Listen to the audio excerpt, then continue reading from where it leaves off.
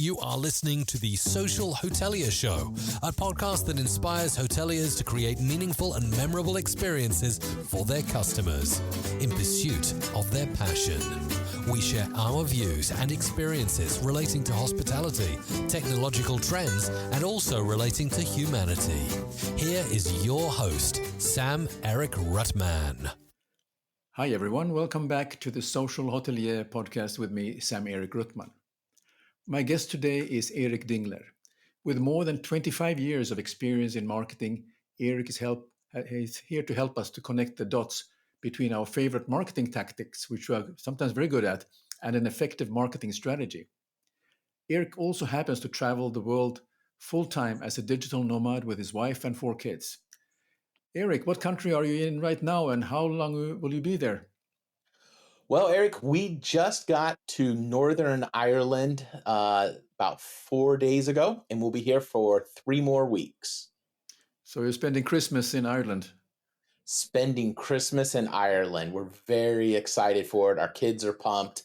We've got 4 kids, 12, 14, 16, 17, and they've already connected to some local kids here, and it's shaping up to be a really nice Christmas. Wonderful, wonderful. I mean, I think that's special when you can, considering your childhood where you were growing in the US, you had a certain Christmas and you must have spent Christmas around the world in different countries. So that gives always the new nuance to the Christmas spirit. Yeah, this for us, having Christmas markets is a brand new experience, and we have discovered we love Christmas markets. Europe just does it so much better. That's good. Yeah, we have our own here in Helsinki also, and I live here, so I tend to get excited every year. I always meet the same vendors. Particularly, there's one guy who is importing Italian chestnuts, so I buy his roasted chestnuts every year, and that kind of puts me into the spirit. And then we try the carousel with my wife, and obviously it's for the kids, but I think there's no limit of what age you can enjoy carousel, and we actually enjoyed it a lot. Yeah, nice. Well, we're enjoying them. It's great. Wonderful.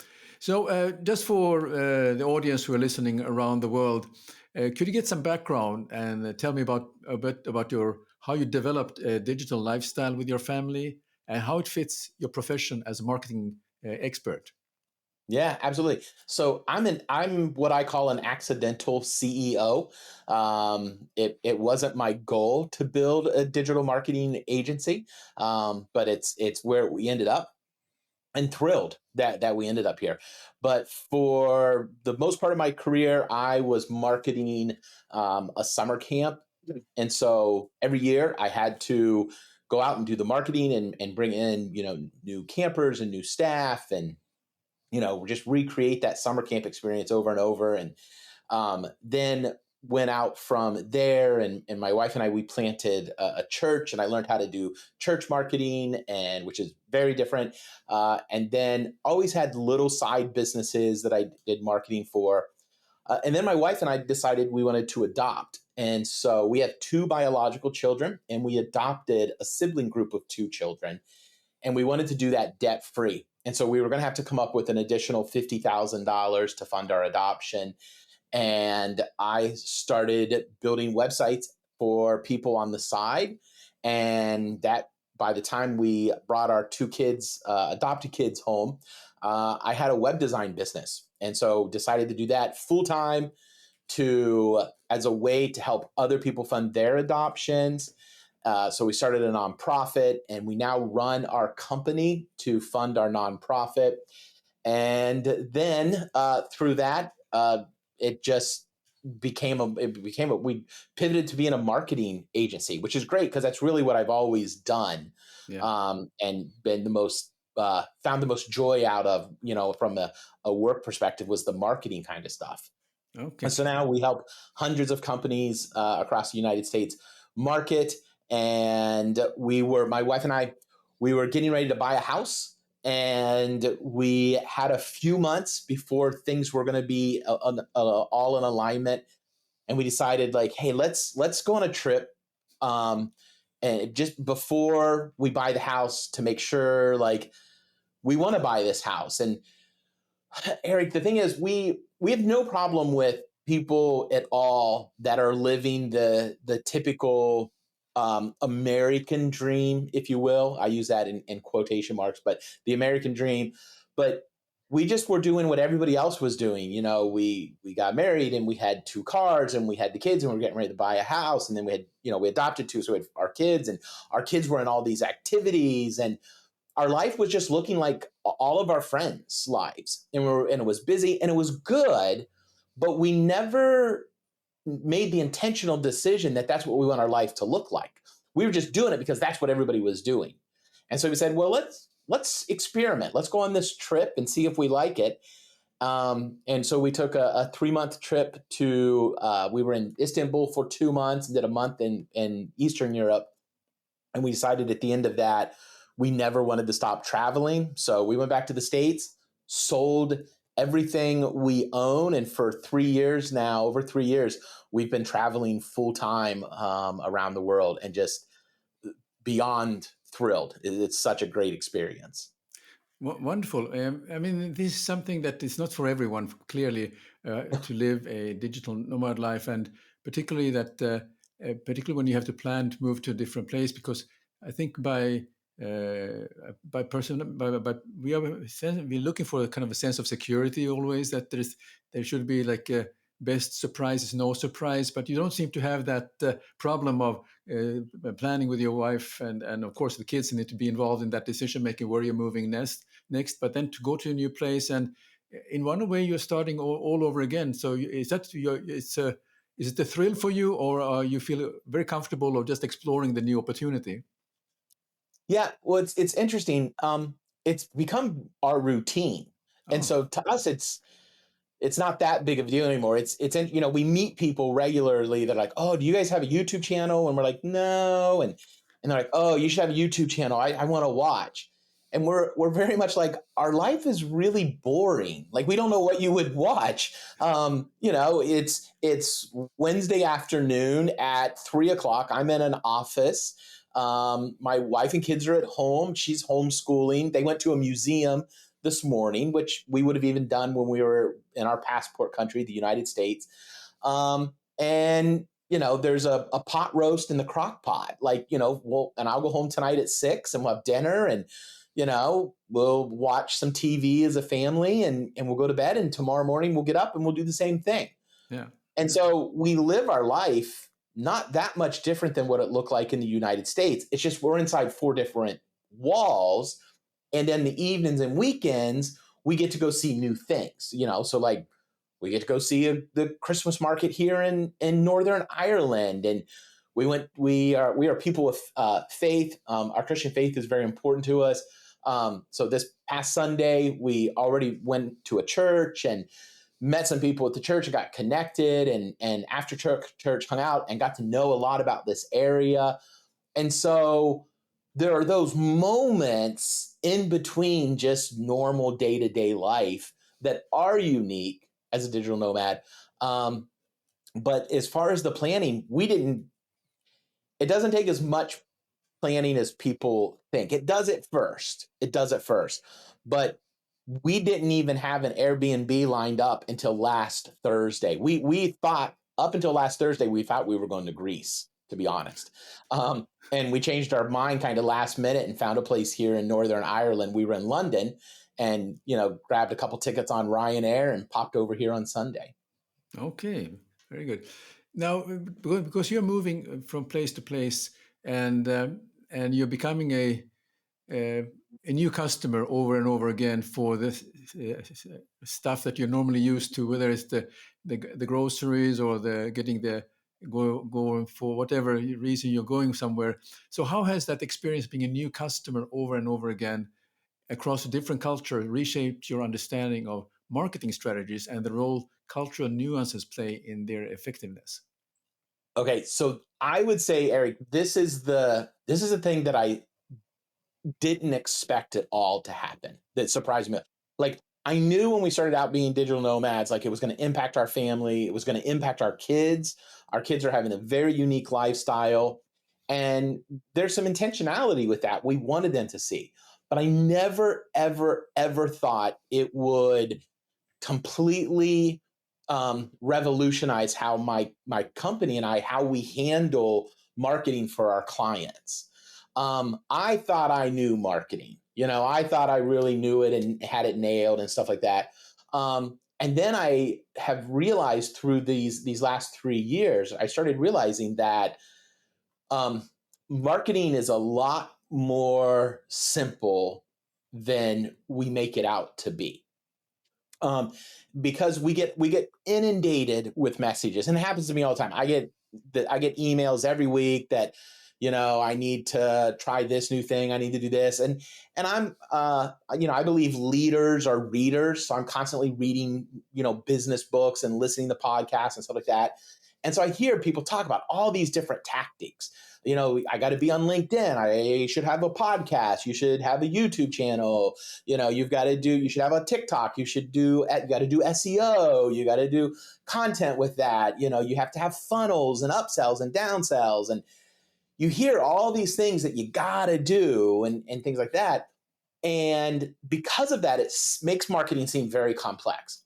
But I realized unlike like when we had a rooted life, so that in the digital nomad lingo land, it's called rooted. You're either rooted or in location independent. Rooted just means that you live in the same place all the time. Most of the things we needed, we've only had to find them one time. Doctors for the kids, barbers, where to buy clothes, where to buy shoes, where to buy groceries, what little convenience store we like, restaurants. You find these places once. Every 4 to 6 weeks, we have to find all of them again. I can't even tell you at this time, how many different times we've had to find a doctor for one of our kids or a barber. My gosh, my boys and I have been to so many barbers around the world, pizza shops, burgers, shoes. Northern Ireland is freezing cold, by the way. I don't know if anybody else is aware of this, but it's cold. And we spent the last 2 years in South America, Central America and South America. I landed here Sunday with one long sleeve coat. I have a nano puffy coat that compacts down real small, really super warm. But outside of that, I just had t-shirts. Well, everybody keeps their internal temperature around 18 degrees Celsius, 64 degrees Fahrenheit. That's freezing cold to what we were used to. My house in the States, we always kept it at 72, maybe like 20, 22, 21, 22 Celsius. And so I had to go, but where do I go in Northern Ireland to find an inexpensive, long sleeve fleece? And so every 4 to 6 weeks, we have to find everything brand new. And I started realizing there are these places that are getting my money all of the time, and they're all doing the same thing. They all have the same things in common. And that is when it started to click on me. This is effective marketing. I go through, and Eric, you go through, and everybody listening to this, we go through the same 4 steps, 4 phases every single time we buy something. And most people have talked about it for years as the buying cycle, the 4 steps of the buying cycle. Awareness, consideration, purchase, advocacy. Well, I realized that that's also the marketing cycle. And marketing is as simple as making sure you have a tactic that you like for each of those phases. And as you do that, you're going to stand out amongst the competition, and your marketing is going to be more effective, and you're going to win more wallet share from people like me. And if we stayed here, if we became rooted in Northern Ireland, a lot of these places we're going to for the first time would be the places we would go to the second time, the 10th time, the 50th time. Yeah. Okay. So I mean, you mentioned that wherever you travel, you're always looking at certain importance of the 4 phases of marketing. Could you just repeat for the audience again when it comes to the marketing? Which are the key phases that should be paid attention to? Maybe there's one of them that the business are not paying enough attention to. Yeah. No, that's good. That's a good question. Okay, so to revisit the four, it's awareness, consideration, purchase, and advocacy.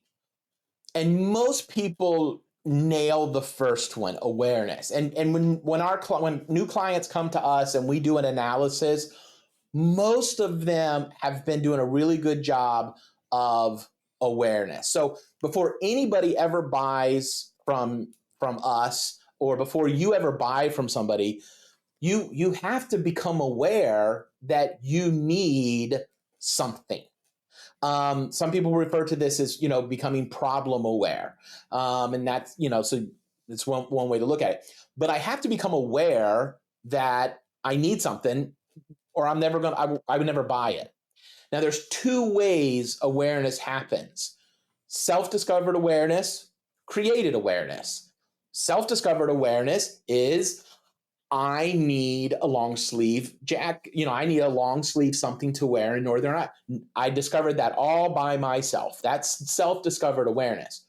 Created awareness is when I see an ad for something I didn't even know existed, and I'm like, oh, I want to buy that. I need that. That would solve all of my world's problems. So that's advertising works to create awareness. So you need to have a tactic in place that's creating awareness for those people that don't know you exist.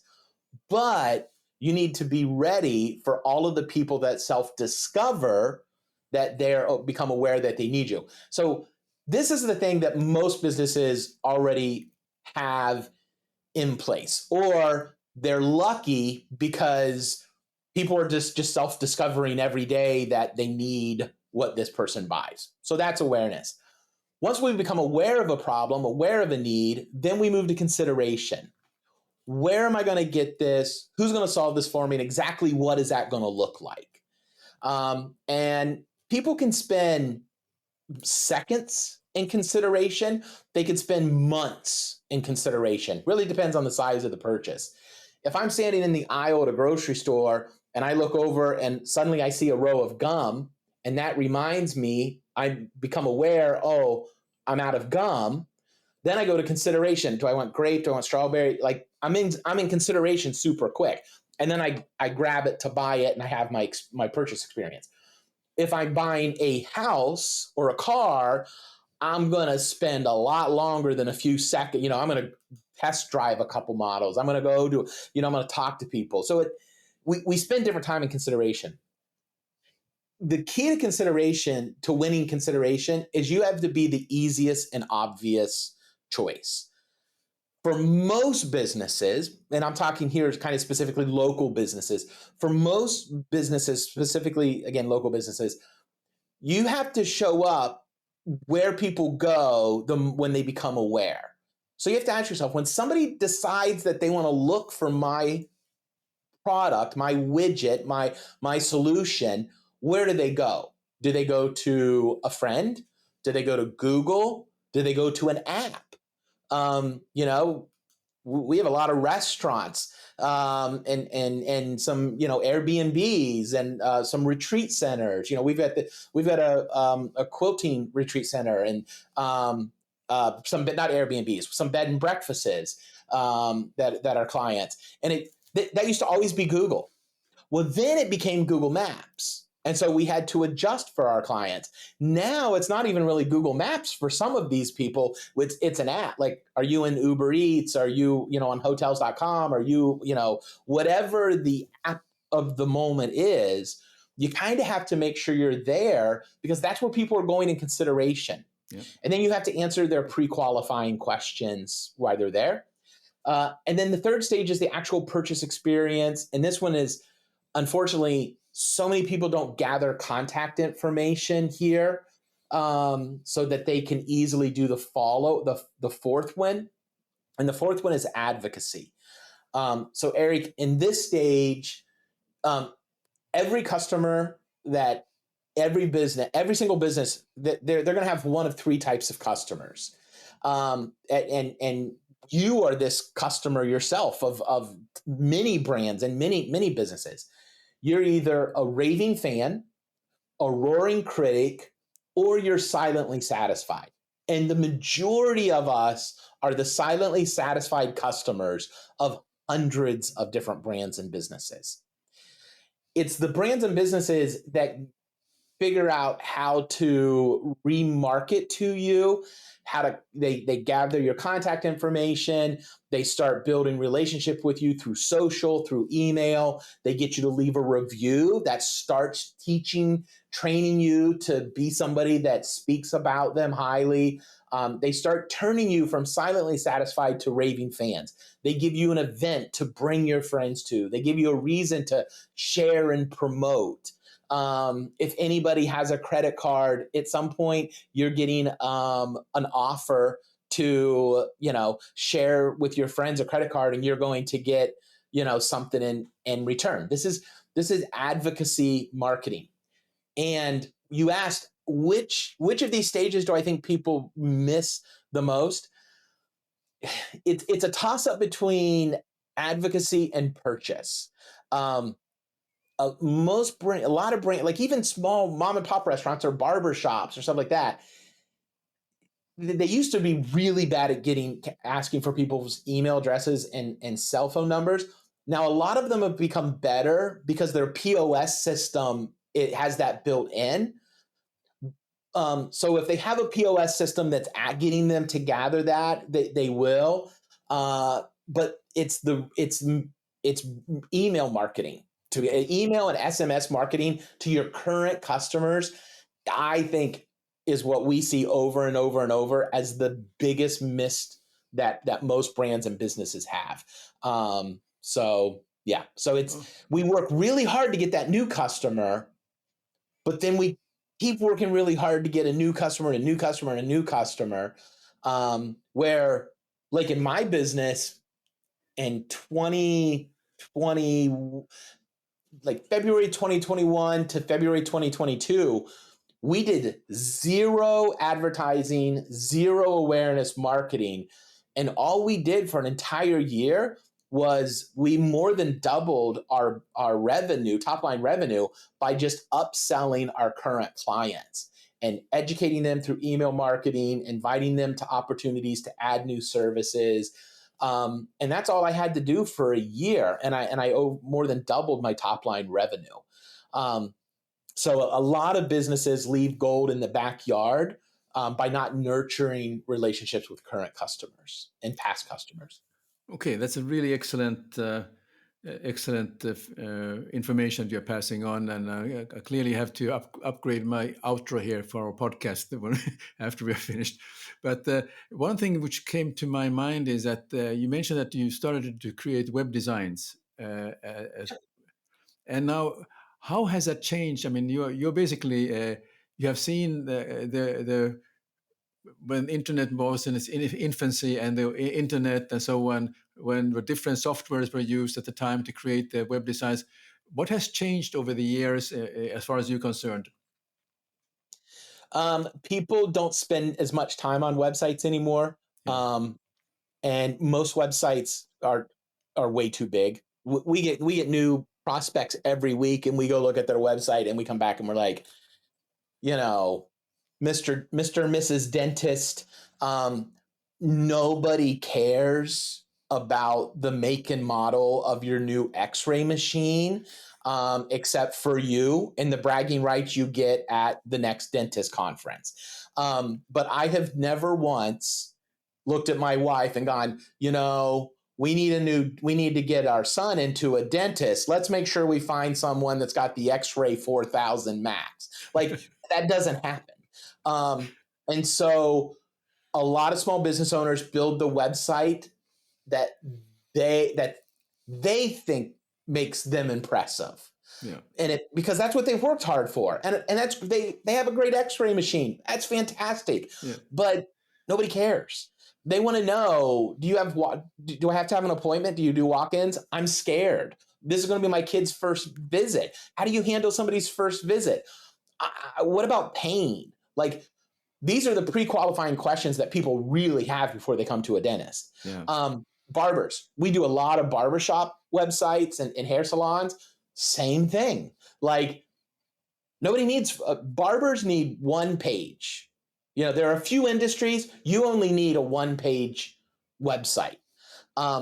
There are other industries where you can't get by that. Now, we're professional accommodation searchers. We're constantly looking out for new accommodations, and we try a variety of things. A mix of, we use Airbnb and VRBO, but we also look at, Kayak and hotels.com, and we go to hotel websites occasionally when we're going to be somewhere short.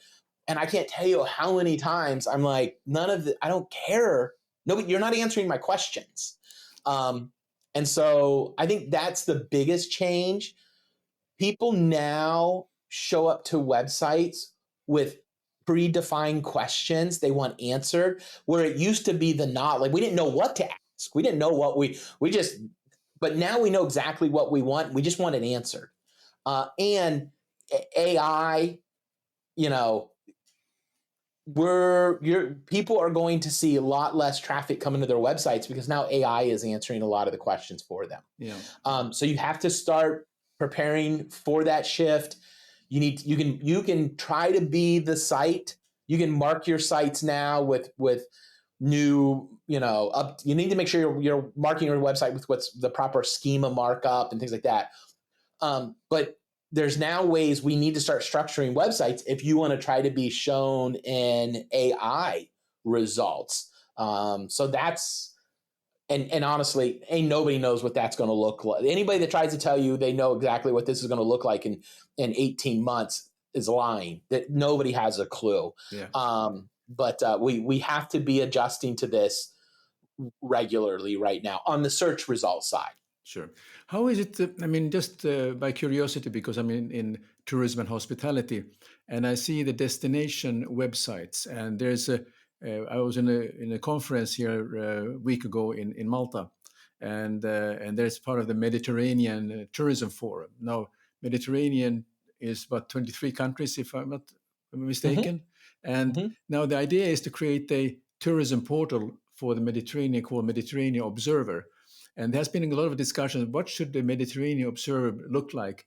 And it has been going on for a while. It's been basically news only. And I was just want to get out of the blue, getting your feedback. Is news the important thing, or is it maybe some untold stories that some observer who is going to a village in the mountain of Cyprus learn something about the place, and that would attract people to travel there? What do you think? Yeah, well, again, I'm always going to go back to the marketing momentum cycle is what we call it. Okay, so are we working to create awareness with this and getting people to go, wow, I didn't even know you could do that. I didn't even know there was that event, that activity, that place, that village. Like, I didn't know that existed. And so if you're doing awareness marketing to bring people in, well, you need a very specialized landing. So, when something like this starts to happen, you're going to do awareness marketing off of the website. So you're going to create awareness through social media, advertising, different, all kinds of different ways to do it. But there's tactics that you're going to use that you're going to want to bring people to a landing page specifically for that. Yeah. But then we now need to then go, okay, what happens in consideration? Well, once somebody decides where they're going to go, what to do? What can we do there? And again, we look this kind of stuff up all the time. Things to do in Northern Ireland as a family. Now, we often add the as a family at the end of our search results. So that's where you have to spend time going like, who are we solving a problem for, and what's the problem we're solving? Once you identify the problem you're solving and who you're solving it for, then we got to ask, what are their qualifying questions? What are they looking for? And then we need to place that in there. And then you can expect, on average, in most websites, now this is a very generalized statement. So, some people are going to listen to this and go, well, that's not true for my industry. And it's probably not. But as a general rule of thumb, we can expect 4% of somebody coming to a website to take the action you want them to take. So if it's book now, you can expect at most to get 4% of website visitors to do that. That's a good benchmark for book now, call now, schedule a free consultation, whatever it is. So you have to have a transitional call to action for the other 96%, and capture their information. This is where you offer a lead magnet, the email magnet. Yep. And so, people come to this, access portal for Mediterranean, well, what's going to entice them to share their contact information with you? Because now you can start building that relationship and trust. And then how do you track once they actually come and they visited and they get back and they tell everybody who they want to tell and they show those first few pictures, because that's what people do after traveling. But then they're going to slide into silently satisfied. So how do you re-engage them and get them back? That's email marketing and stuff. I don't know if that's answering your question or not.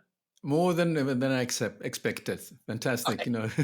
It was very good, because we didn't prepare for this question, so I thought I want to kind of test your thinking pattern, and I'm very happy about how you the way you were thinking about it, and it's very helpful. So thank you so much already. No worries. Then we had a discussion earlier before we did this podcast. You mentioned about Buenos Aires, about a restaurant. It's called Yahtzee, or Yahtzee. Yeah, Yahtzee. It's a game very much in the United States. Yep. Okay, and they had some sort of a tactic, and can you talk about what tactic did they do? And then I'm interested to know, how do you weigh the risks of adopting an unconventional marketing strategy against the potential rewards, especially when aiming to transform these that you talk about silently satisfied customers into advocates? Okay, yeah, I am a raving fan of this restaurant in Buenos Aires, Che Bonche. So it is very unusual for my family and I now to go to a restaurant more than one time, because we're only someplace, we're only in a city for 4 to 6 weeks. And if it's in so we have a food budget, and that budget doesn't change wherever we are in the world. It's our food budget. We're full-time budget travelers. We live on $8,000 per month. A lot of people think it's a lot. We live on a very extravagant. Nope, it's not. I mean, that's a pretty typical income, middle-class income in the United States. And so we live on $8,000 per month, and we have a food budget. And in some cultures, and some countries, not cultures, but in some countries, our food budget goes a long way, and we can eat out a lot. And then in London, we never eat out. Yeah. London is where cheese and tomato sandwiches. Like my wife's favorite place on the earth is the Peter Pan statue at Kensington Palace. And so every time we are in London, we go to Borough Market, we grab some drunk cheese and meat pies from Ginger Pig, and then we have a loaf of bread and tomatoes, and we go to the park and we have cheese and tomato sandwiches, and we buy 3 meat pies, and each of us get a half. Like that's the extravagance of what we can afford to do there. But in Argentina, in Buenos Aires, we're able to eat out a lot. Our food budget goes very far. And so because of that, because of the fact we're only in a place for a short amount of time, we want to try new things. And so if we go back to a restaurant more than once, it's a special restaurant. And Che Bonche is just that in Buenos Aires. So we went in, we wanted to watch a football game. My boys are really into soccer. And so, we wanted to go, and there was this football game they wanted to see. Argentina was playing. We were in Argentina. We thought it would be a lot of fun to go to a sports bar and be with locals. And it was, we had a great time. And when we were all done eating, the best hamburger I've ever had anywhere in the world. Absolutely this 5-cheese, unbelievably delicious hamburger. They brought us the check and a cup, and in the cup were 5 dice, and we got a chance to roll Yahtzee. And so you just 5 of the same number. So you get 5 dice. If you roll 5 1s, 5 2s, whatever, that's called a Yahtzee, and you win. So you get 2 chances to roll Yahtzee, and if you roll Yahtzee, your entire check is free. And I was like, I was not expecting it. And I went, wait, really? And they're like, yeah. And I'm like, oh my gosh. So, we let our son roll the dice, I don't know why. He's not the luckiest kid. I don't know why we let him do it. We should have let one of our other lucky kids do it. But he rolled the dice. We didn't get Yahtzee, so I had to pay for our meal. But up on the wall in neon, they had their Instagram handle. And so I immediately pull my phone out. I'm taking pictures as my son is rolling this dice because it's a new experience. And I see their Instagram channel, and I just immediately switch over to Instagram. And I post on Instagram about it. I follow them. I post. I tag.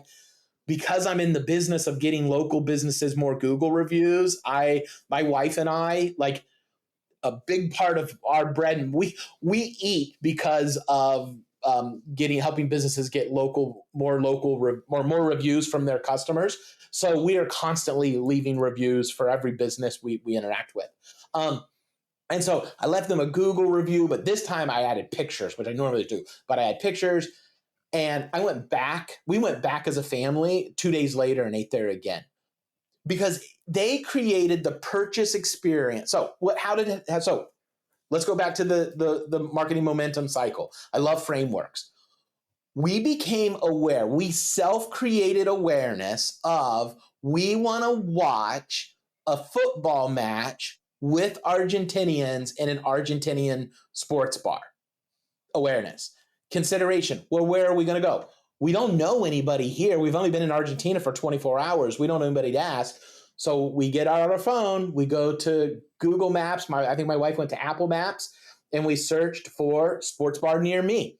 Now, we are in a Spanish country, so it's in Spanish, but our Google is amazing at translating this. And a couple places came up. And so we scrolled through those first couple ones until we saw one that was close. It had their hours. It had their updated menu. We looked at 1 or 2 other places. We couldn't find their menu. We didn't know what their prices was. Or a lot of the menus were older than 6 months. Inflation is changing pricing in restaurants in Argentina so fast that, prices may be double, triple what they were on the pictures from 6 months ago. So we're constantly looking for a menu from right now. We found this place that answered all of our pre-qualifying questions, had really good reviews, had a lot of reviews. We could see current pricing right now, which is important for us as a family of 6. And we could see how far it was from us. And we saw that from their pictures that they had TVs to show the game. So that's where we went. Then we had the purchase experience. The servers were great. We had a good time. The food was delicious.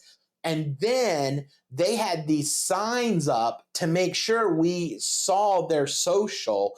They started interacting, started inviting us to interact with them on social to help turn us into raving fans. And then having that unique, wait, what? Experience where I get to roll a dice and maybe get my meal.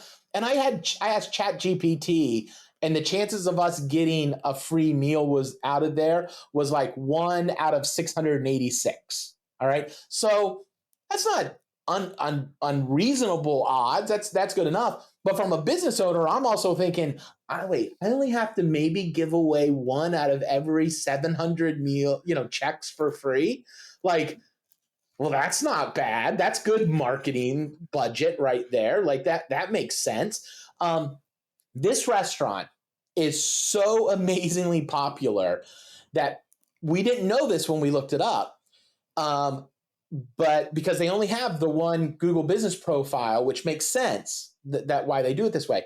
But they got so busy and always had such a long line that instead of going and opening a second location across town, they bought the restaurant caddy corner from them and opened a second location diagonal from them. It's the same exact restaurant. And I was talking to the manager when I went back, and he's like, oh, yeah, it's great. He goes, if they get a little more busy, we can send staff over there. They can send staff over here. We can grab stuff from there. It's the exact same business. And if you show up and you see, one is full, people just start filling up the other location. Yeah. I was just so impressed by this place. But that was one of my, I'll always remember that experience of that Yahtzee Cup. Very good. Well, thank you for sharing that. It's a fantastic story. We have touched on marketing, but also I'm also interested about the digital nomadism and family life. And you mentioned about the unique challenges that you have, but could you just maybe expand and dig a little bit deeper on what unique challenges and benefits have your experience raising a family while adopting the digital nomad lifestyle, and how have you addressed these challenges while maintaining stability for your children? Because I think this is something maybe the audience are very curious about, how the children feel about moving from place to place, since they have made friends and now they have to start all over again, if you will. Yeah, well, so we started it, like I said, with a test trip. So one of the things I love, shoot a bullet before a cannonball. And this kind of goes back, you had asked at the end of the last question, you would ask me to how do I also balance, trying a new thing, in business, like the Yahtzee idea. Like if somebody wanted to try that in their business, how do you balance trying a new idea and stuff like that? And I'm always test it first. We're constantly testing things with our clients. Let's test a strategy before we go real big. Let's test an ad, test a thing. Well, we did a test trip before we decided to go all in as being a digital nomad. And so that's one of the things I love about leadership. When you learn a leadership axiom, principle that works, you can apply it not just leading your business, but leading in your family, leading in your community. And so shooting a bullet before a cannonball is one of my favorite leadership lessons, which is just how do I test it with a little something before I go all in? And so for us as a family, the test trip was huge. Now, also, it helps technology. We help our kids engage with and connect with their friends using technology, but we have boundaries in place and safeguards in place. And, there's only certain types of apps that they're allowed to do this, and there's limits and stuff like that. So there's a balance. But now, when I get home tonight, who knows what accents I'm going to hear coming out of my kids' devices? They may be talking to one of their friends in Turkey, could be Costa Rica. It's just they've got kids all over, or friends all over the world, and they've just learned to. That's the great thing about kids, and we realized this when we were going through the process of adopting. So when we went over to Bulgaria to meet the two children we adopted, we took our two our biological children, and they were 6 and 8 at the time. And the children we were adopting were 11 and 12 at the time. Or 10 and 11 at the time. But so we took our two biological kids. I'm so glad we did, because play is a universal language. I mean, you don't have to speak the same language if you both know how to play soccer. And luckily they all did. And so we could go to the park, and our biological children who spoke no English could go out and play, our adopted children who at the time spoke no English could go play with our biological children who spoke no Bulgarian, but they could just play. And so kids are able to adapt quickly and they're not afraid to adapt as quickly as adults. We get so used to what we define as comfort. And so getting here to Northern Ireland, we we took a chance on an Airbnb hostess who is a new Airbnb hostess.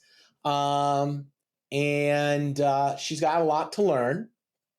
um, so we got to the house, and it was, she had not turned the heat on at all. And it was just those thin radiators. Well, when everything in the house is really, really cold, a radiator doesn't heat it up like that, and I could only get the radiators on. I couldn't get the radiator on at all in the bathroom or two of the bedrooms. And it's like 4 p.m. And we're just like, Ugh. And so it was a cold night. We were able to get one bedroom heated, the living room. I was moving mattresses around the house and stuff like that. Now, to me, yeah, that could have been really frustrating. I could have got really mad and things like that. But why? She's new, she's learning. We reached out right away. She was very apologetic. She started offering ways to help make it right. So she was trying. Okay. But it was still frustrating. Sure. And stuff. But learning to keep things in perspective is key. And so one of our kids, we were talking as a family about, because everybody was starting to get like, this is so cold. I'm so cold. I'm so cold, because we were very cold. And finally, we were just like, yes, we're cold, but we're together. It's an adventure. It's always going to be a story. We've spent 10 days on the Appalachian Trail. We spent 10 days in the Amazon jungle. We can live in hard, extreme environments. This is no big deal. And then the next morning, I got up to go find my office, and I passed probably a half dozen, people that had been sleeping outside all night. And it reminded me of this. My dad used to quote this song all the time when I was a kid. And he would tell my brother and sister and I all the time, I cried because I had no shoes until I saw a man that had no feet. And it reminded me of that. And so coming back to the house, Monday night, I just kind of shared that with the kids as we were having dinner, and that wasn't new to them. And we just had a conversation about how blessed we were with this house. Is it cold? Yes. But there's a roof, there's 4 walls. My 12-year-old is like, Dad, the Wi-Fi is so fast. Like, he's so happy that the Wi-Fi is fast. Yeah. We were eating a hot meal because it had a kitchen we could cook on. We could afford the groceries, So you just start if we had experienced this as vacationers coming out of a rooted environment, I'd have been marching my kids to a hotel. I'd have been on Airbnb demanding a refund. Like, I'd have been, my entire experience in Ireland, in Northern Ireland, would be ruined because of that. Yeah. But I think because of traveling for 3 years and stuff like that, we've just gotten very comfortable with the ideas of like, it's okay. Like, it's just going to be okay. And at the end of the day, the things that we think matter don't really matter. Yeah. We're together as a family. We've got our health. We have the ability to smile when we choose to take a deep breath and realize that this Airbnb hostess, she's just learning, She had no idea. She's like, I turned on one of the radiators and checked it, and I thought I just assumed they were all okay. Bet she never does that again. Yeah, exactly. Well, thank you very much for sharing, because there's a lot of depth into what you are speaking about, but also to kind of have a perspective when those things happen, and we tend to get overheated for the things that actually is not that important at the end of the day. So, but overall, I mean, thank you very much, Eric. This has been a very good conversation, and I certainly have learned quite a bit during this time that we have been together. But I have 2 more questions for you before we wrap up. And besides what we have talked about, what trends do you see happening in digital nomad lifestyle that we should take note of? Because this is something that has been going on for a while. And maybe there are people has been nomads for a long, long time and they became digital nomads, but maybe there's something which is evolved, and maybe you can share what you see going on in this lifestyle. Yeah, there are a lot more families starting to live this lifestyle. That's number one. Digital nomads for the longest time were singles, or maybe a couple. Uh, but what our what our current culture for most of us uh, tells us is acceptable means to educate our children, we don't believe that kids can have this type of lifestyle. So a lot of families feel like they look around and we get like, well, what about guitar lessons? Well, one, none of our kids, none of our kids are that talented that, they're going to, a guitar is going to take them through life. If it was, that would be different. But our daughter wanted to learn how to play guitar. You can find people that give guitar lessons in every city of the world. Our kids have been in soccer leagues, and our kids have been in clubs and organizations. And a lot of places in the world, like my wife will call them up and say, hey, we're going to be there for 6 weeks. Would it be possible for our kids to join in? And nobody has said no yet. Everybody's been like, yeah, that would be great. We would love to have them. Okay. Because people start organizations for kids because they love kids. Yes. Now, what if somebody does say no? That's fine. Then they said no. Why would I don't care. They're allowed to say no. They're allowed to say no. Sure. But back to leadership, never say somebody's no for them. Like just ask. And so I would say a big trend is a lot of more families are traveling as digital nomads now. Now, we're kind of a mix of mid-range speed. Some people go much slower than us. Some people go much faster. So there's lots of ways to do it. So that would be, I would say, is probably the biggest trend. And the second one I would say is after COVID, a lot of people started traveling nomadically because their job suddenly let them work remote. But in the last 3 months, we're starting to see a lot of friends and people whose the companies are going, remote's not working. You got to come back to the office. And so the benefit to that is I never have to worry about somebody telling me to come back to my office because I own my business. So owning your business is worth it, because a remote job, that person could change their mind at any time about letting you be remote. Yeah, very good. So lastly, if people are interested to find out more about you, how can they do so? Well, I'd like to give two options, if I can. So if anybody wants to just go to ericdingler.com, that's going to forward you to my LinkedIn. Just connect with me on LinkedIn. If you're interested in the travel side, the running a location independent business, connect with me on LinkedIn. But if you're listening and you have a company and you're interested in unpacking your marketing and you'd like to kind of see where your marketing is as it relates to the marketing momentum cycle, you can go to mymarketingscorecard.com. And I've got an assessment there. It takes about 4 minutes. And at the end of you taking that assessment, you're going to get a 1-page marketing action plan, customizable with the results from the assessment. That's really quickly going to let you see the answer to the question you asked earlier, Eric, which is, which one of the 4 do most companies, tend to miss when they're doing the marketing, mymarketingscorecard.com. That assessment is going to let you see where you're crushing it in awareness, consideration, purchase, advocacy, and what area maybe needs a little bit of attention. And so people can go over there if they own a business, they can go over, take that assessment and get the results and the 1-page marketing action plan that goes along with it. Fantastic.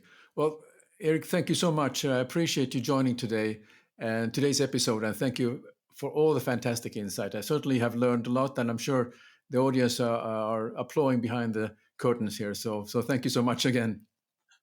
Thanks for having me, Eric. I appreciate it. Thank you for tuning in to the Social Hotelier. If you enjoyed this episode, please take a moment to leave us a review on YouTube, give it a thumbs up, and don't forget to hit the subscribe button to stay updated. If you're listening into the podcast, please write a review on Apple Podcast. You can accomplish that by going to Apple Podcast on your mobile device. We have an incredible lineup of guests coming up your way, so stay tuned for more thought-provoking conversations. Until next time, take care and keep exploring.